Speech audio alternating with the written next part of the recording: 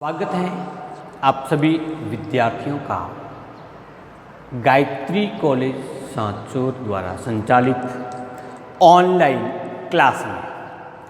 आज हम डिस्कस करने जा रहे हैं और पढ़ने जा रहे हैं बीएससी सेकेंड ईयर के सब्जेक्ट बॉटनी का एक टॉपिक जिसका नाम है स्ट्रक्चर ऑफ पिस्टिल या स्त्री केसर की संरचना।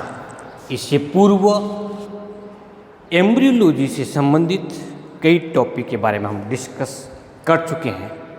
डिस्कस किए गए टॉपिक में structure of flower, structure of stamen, TS of pollen sac, microsporogenesis, structure of pollen grain and development of male gametophyte.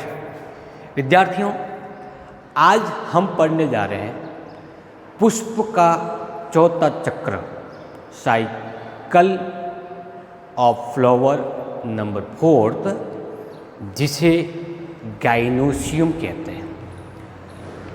Gynoecium flower का फीमेल रिप्रोडक्टिव ऑर्गन के रूप में जाना जाता है। रिप्रोडक्टिव ऑर्गन कौन सा? फीमेल, मादा जनन अंग के रूप में। ये पुष्प के चौथे नंबर का चक्र है या साइकिल है। पुष्प में कुल 4 पुष्पांग या 4 भाग पाए जाते हैं। इसमें आवश्यक अंग होते हैं और दूसरे में सहायक अंग होते हैं।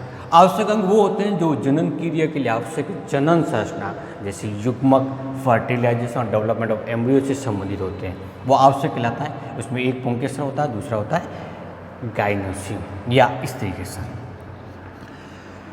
गाइनोसियम के एक भाग को कार्पल कहते हैं। कार्पल या हम इसको अंडप कहेंगे, अथवा हम ये कह सकते हैं कि अंडपों के समूह को या group of carpels is gynoecium. अंडपों के समूह को गाइनोसियम या जायांग कहा जाता है। ये पुष्प का मादा जनन संरचना या मादा जनन अंग के रूप में जाना जाता है।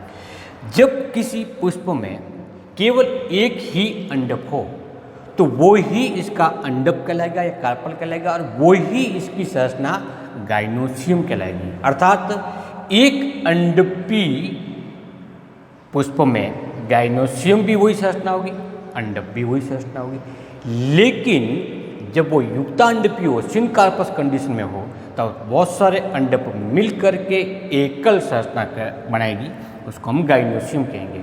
अथवा अंडपों की संख्या के आधार पर पुष्प के प्रकार या अंडाशय के प्रकार एक अंडप होगा, द्विअंडपी 2 अंडप होंगे, त्रिअंडपी 3 अंडप होंगे, बहुअंडपी बहुत सारे अंडप होंगे। बहुत सारे अंडप होते हैं या बहुअंडपीय कंडीशन आती है तो अंडप आपस में जुड़े हुए होते हैं, तो हम उसको युक्ताकारपी या सिनकार्पस कंडीशन कहते हैं। यदि सभी अंडप अलग अलग होते हैं तो उसको हम एपोकार्पस या वियुक्ता अंडपी के नाम से जानते हैं। अंडप के कुल 3 भाग होते हैं। जैसे ये एक स्ट्रक्चर बनी हुई है अंडप की है, इसमें से सबसे शीर्ष भाग स्टिग्मा कहलाएगा, या इसको हिंदी में हम कहेंगे वर्तिकाग्र स्टिग्मा। क्या कार्य होता है? ये अपनी विशिष्ट संरचना के द्वारा वातावरण के अंदर मुक्त हुए पराग कणों को अपनी ओर आकर्षित करता है, और आकर्षित करने के बाद में परागकण इसकी ऊपरी सतह पर चिपक जाते हैं तो इसको एक सपोर्ट प्रदान करने का कार्य करता है। परागकण इस वर्तिकाग्र पर पाए जाने वाले रसायन और एंजाइम की उपस्थिति में, जो इनके लिए अनुकूलित परिस्थिति होती है, वो अंकुरित होकर के परागनलिका का निर्माण करता है।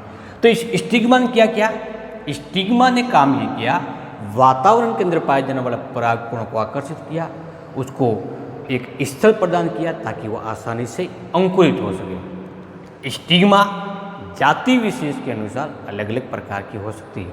जैसे इस प्रकार की आकृति है, जो ऊपर से भाग से गोलाकार है, तो समुंड हो सकती है, पालीवत हो सकती है, अथवा रोमिल हो सकती है, अरोमिल हो सकती है। उसके ऊपरी भाग पर छोटे छोटे रोम पाए जाते हैं, रोमिल कहलाएगी। अथवा श्लेष्मीय परत रिप्रेजेंट हो सकती है।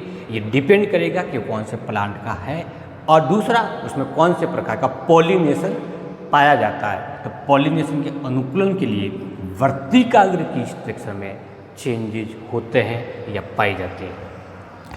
दूसरा, एक लंबी नलिकीय संरचना होती है जो स्टिग्मा को इसके ओवेरी से जोड़ता है। इसको हम स्टाइल या वर्तिका कहते हैं। ये वर्तिका एक नलिकीय संरचना होती है। आंतरिक भाग में पाई जाने वाले उत्तकीय संरचना के अनुसार वर्तिका ठोस, खोखली या सॉलिड होलो और इंटरमीडिएट प्रकार की हो सकती है। वर्तिका अथवा स्टाइल पराग नलिका को बीजांड तक पहुंचने के लिए मार्ग प्रदान करती है।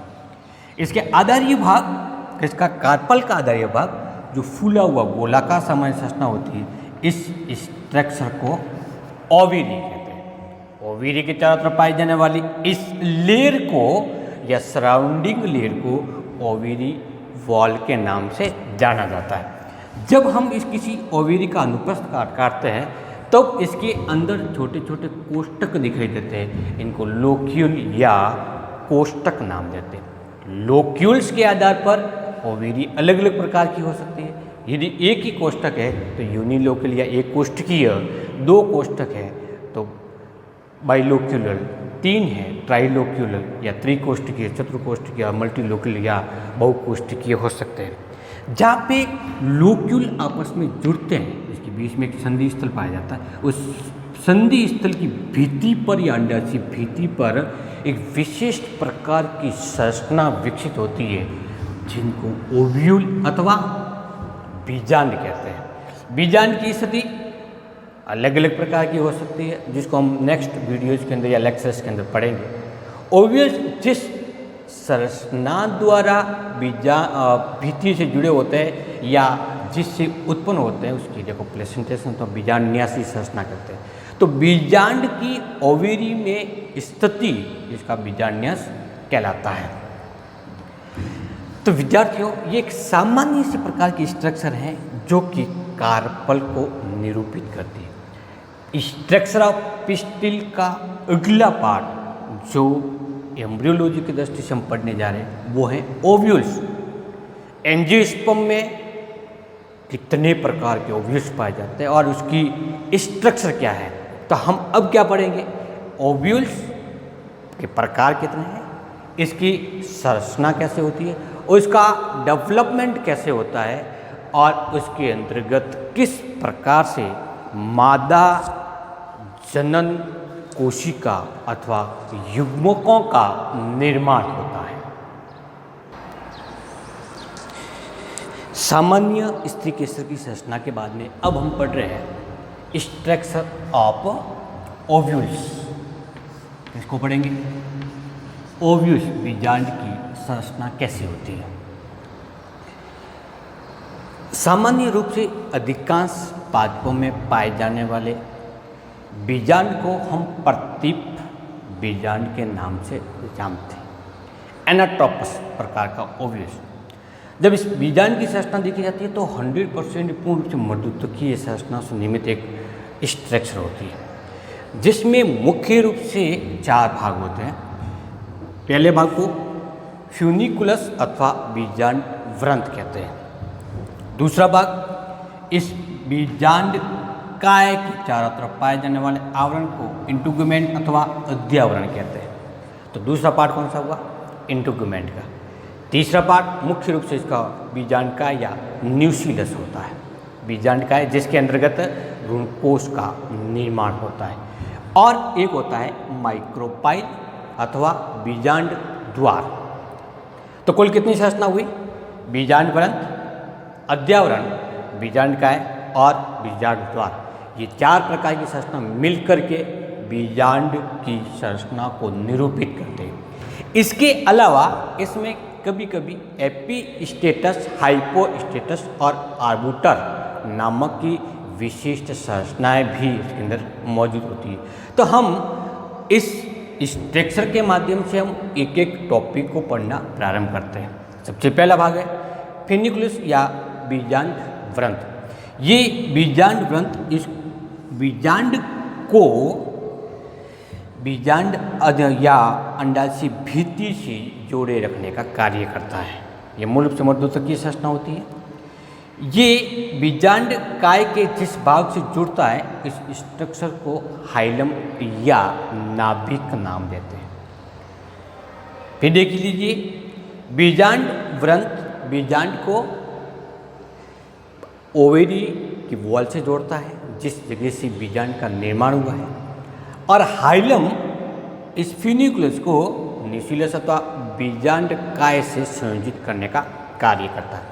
इस बीजांड व्रंत बीजांड काय के पार्श्व भाग में लेटरल पार्ट में एक लंबी सी जड्डोतक की कोशिकाओं का निर्माण होता है जो हाइलम तक पहुंचता है। इस प्रकार की स्ट्रक्चर को राफे कहते हैं। ये राफे मूल रूप से इस बीजांड काय को एक अवलंबन तो सपोर्ट प्रदान करने का कार्य करता है। तो हमारा पहला जो टॉपिक था वो फिनिकुलस था, जो कि बीजांड को बीजांडाशय से अथवा ओवेरी भित्ति से जोड़ने का कार्य करता है। इसके अंदर पाई जाने वाली सहवनीय संरचना बीजांड को सहवन की पूर्ति या सहवनीय पदार्थ जैसे जल, खनिज, लवण इत्यादि पदार्थों की पूर्ति करने का कार्य करता है। बीजांड का जो मुख्य भाग होता है वो इसका अध्यावरण अथवा आवरण कहलाता है। अध्यावरण बीजांड काय के चारों ओर पाए जाने वाली मर्दुतकीय कोशिकीय संरचना जो आवरण का निर्माण करता है वो अध्यावरण कहलाता है। अध्यावरण संरचना में कभी भी क्लोरोफिल और रंध्र नहीं पाए जाते हैं, लेकिन मैग्नोलिया, कलियोम और लीलियम कितने प्लांट हुए हैं, जैसे लीलियम, कलियोम विस्कोसा, कलियोम और मैग्नोलिया, जो कि मैग्नोलिया सबसे एडवांस या हम नहीं कह सकते बल्कि प्रिमिटिव प्रकार के प्लांट है के अध्यावरण के अंतर पर्णरंध्र रंध्र भी पाए जाते हैं और क्लोरोफिल भी प्रेजेंट होता है। अध्यावरण की उपस्थिति के आधार पर बीजांड को हम दो भागों में डिवाइड करते हैं, अध्यावरणी और अध्यावरणी, इंटीगुमेंट ओव्यूल्स और टेगुमेंट्स ओव्यूल्स। जिसमें इंटीगुमेंट पाया जाता है, अध्यावरण उपस्थित होता है, तो उनकी संख्या के आधार पर वो तीन प्रकार के हैं, यूनिटेगमिक, बाइटेगमिक और पॉलीटेगमिक। यूनिटेगमिक का मतलब हुआ एक अध्यावरण। यहाँ पे अध्यावरण की संरचना दो बताई हुई है, उसकी बजाय कितना होगा, केवल एक अध्यावरण पाया जाता है। ऐसा डाइकोटिलिडीनी के गैमोपेटेली और मोनोक्लेमाइडी क्लास के अंतर्गत पाया जाता है। तो इन दोनों के अंदर पाए जाने वाले बीजांड एक अध्यावरणीय होता है। अध्यावरण की संख्या कितनी होगी, एक। दूसरा, पॉलीपेटेली क्लास के मेंबर्स में सामान्यतः बाइटेगमिक अथवा दो अध्यावरण पाए जाते हैं। जब दो अध्यावरण प्रेजेंट होंगे तो हम इसको बाह्य अध्यावरण और आंतरिक अध्यावरण के नाम से जानेंगे, या इसको नाम देते हैं आउटर इंटीगुमेंट और इनर इंटीगुमेंट। कभी कभी जैसे एस्फोडिलस या ट्रायंथिस जैसे प्लांट में अध्यावरण की संख्या दो से ज़्यादा होती है, तीन होती हैं तो उसको नाम देते हैं थ्री टेगमिक, या उससे ज़्यादा होती है तो उसको नाम देते हैं सीधा सा पॉलीटेगमिक। किस में पाया जाएगा, एस्फोडिलस में।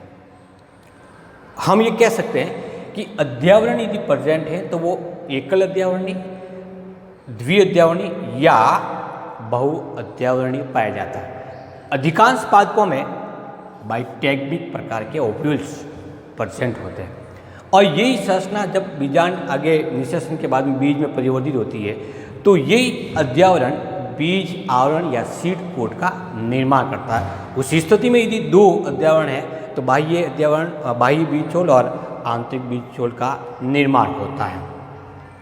या फिर कभी कभी अध्यवरण प्रेजेंट ही नहीं हो, अध्यवरण नहीं पाया जाता, उस स्थिति में बीजांडकाय नग्न रूप से उपस्थित होता है। इस प्रकार के बीजांड सामान्यतः लॉरेंथेसी तथा बेलेनोफोरेसी कुल के अंतर्गत पाए जाते हैं। कौन सा? लॉरेंथेसी और बेलेनोफोरेसी।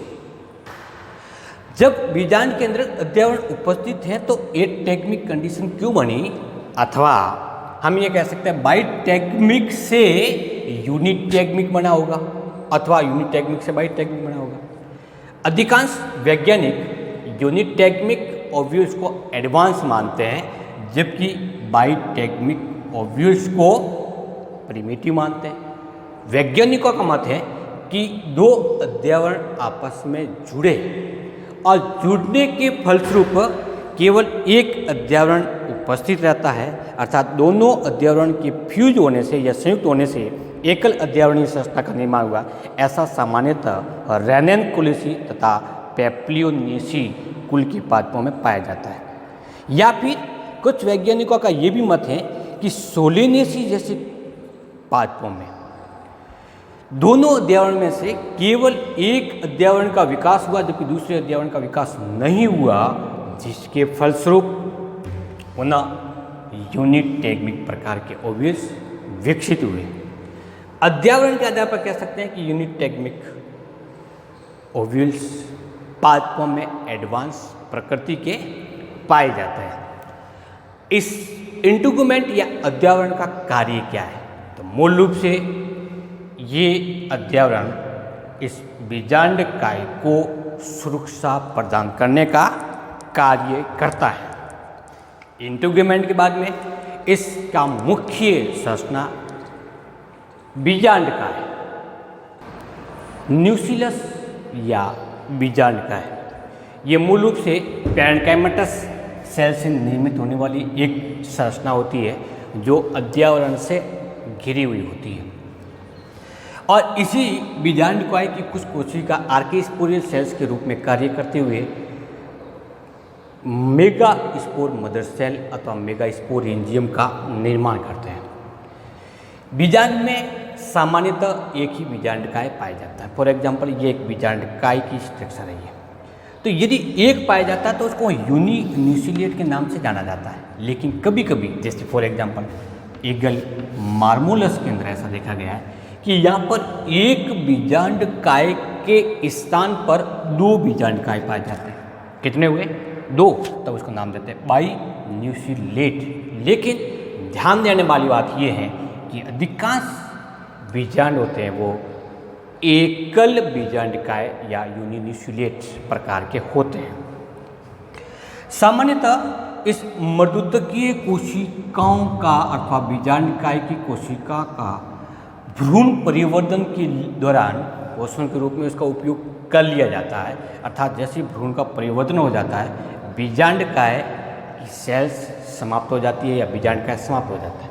लेकिन पाइपेरेसी और म्यूजेसी और पाइपेरेसी कुल के अंतर्गत भ्रूण परिवर्तन के बाद भी न्यूक्लियस की एक पतली परत इस एंडोस्पर्म के चारों ओर पाई जाती है।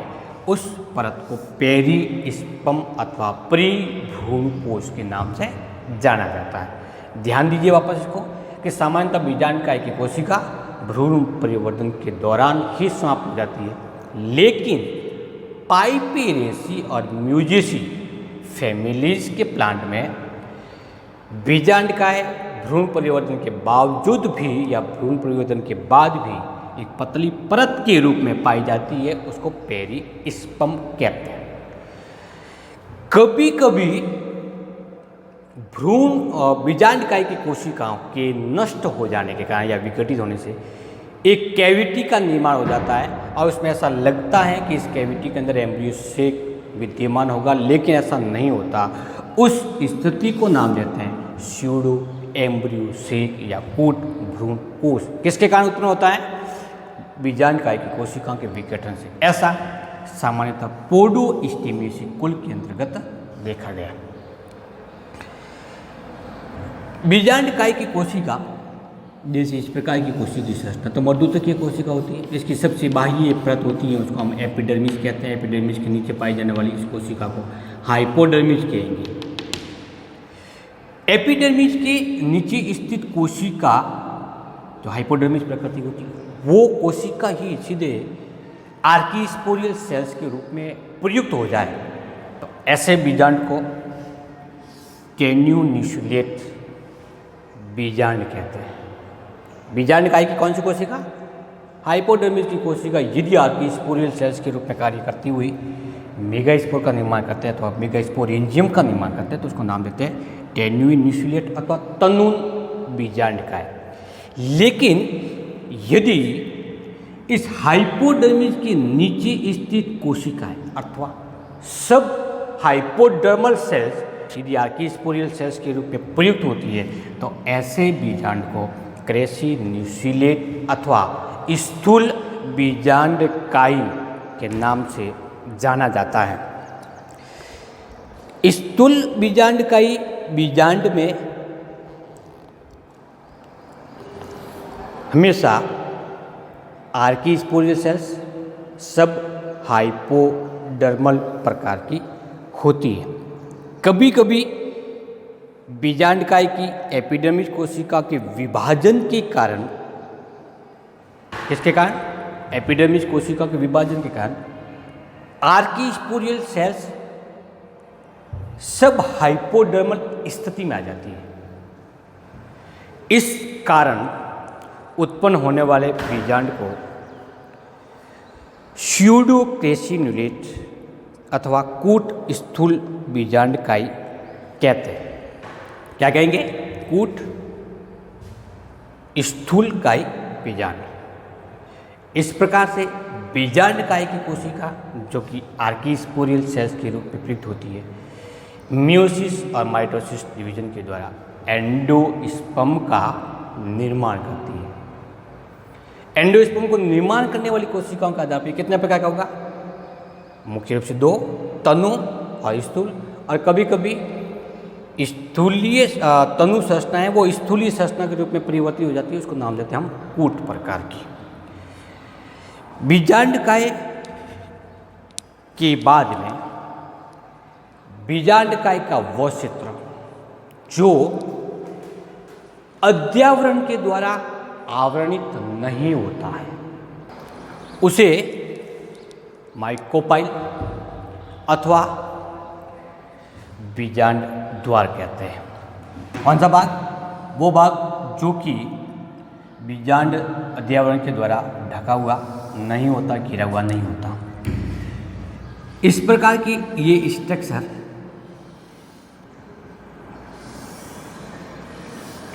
बीजांड द्वार कहलाती है।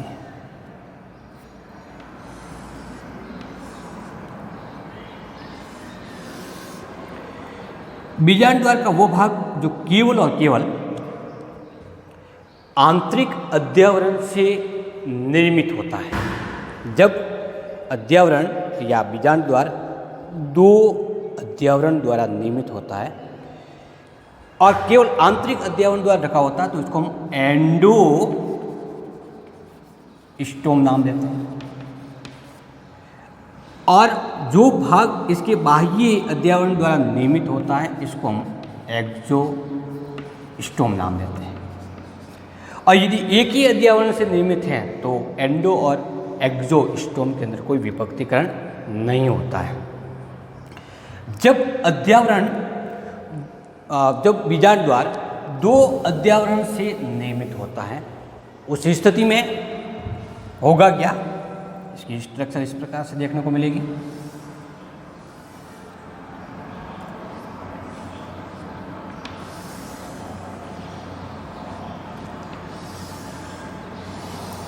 अर्थात ये एक सीधी रेखा में नहीं होकर के टेढ़ा मेढ़ा होता है। जब बीजांड द्वार दो अध्यावरण से निर्मित होता है तब आंतरिक अध्यावरण से निर्मित क्षेत्र को एंडो और बाह्य अध्यावरण से निर्मित बीजांड द्वार क्षेत्र को एक्सोस्टोम कहते हैं। और ऐसी स्थिति में ये एक सीधी रेखा में नहीं होकर के टेढ़ी मेढ़ी होता है।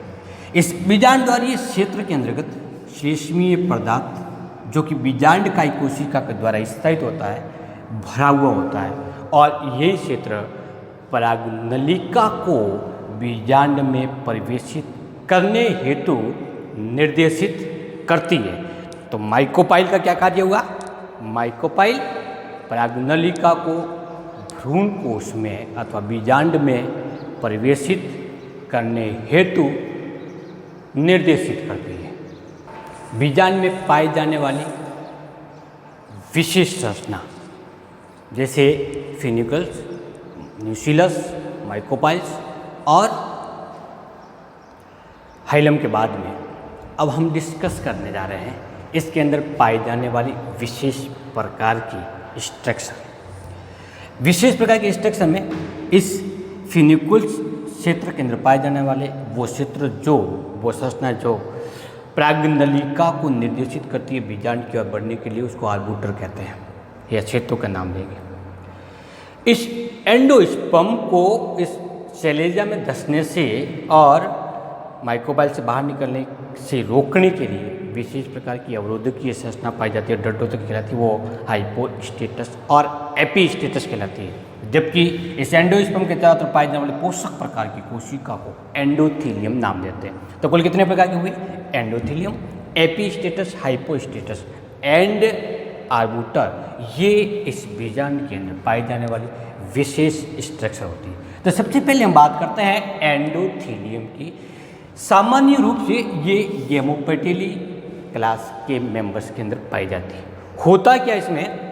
इस एंडोस्पर्म के चारों ओर या भ्रूण कोश के चारों तरफ बड़े केंद्रक युक्त बड़ी कोशिकाओं की एक एकल परतीय संरचनाएं पाई जाती हैं, जो किसके चारों तरफ है? भ्रूण कोश के चारों तरफ है। और इसमें आरएनए, प्रोटीन, लिपिड, विभिन्न प्रकार के कोशिकांगों की बहुत ही अधिक मात्रा पाई जाती है। इसके कारण ये कोशिका परिवर्तित होने वाले भ्रूण को पोषण प्रदान करने का कार्य करती है। क्या कहलाती है? एंडोथीलियम कहलाती है।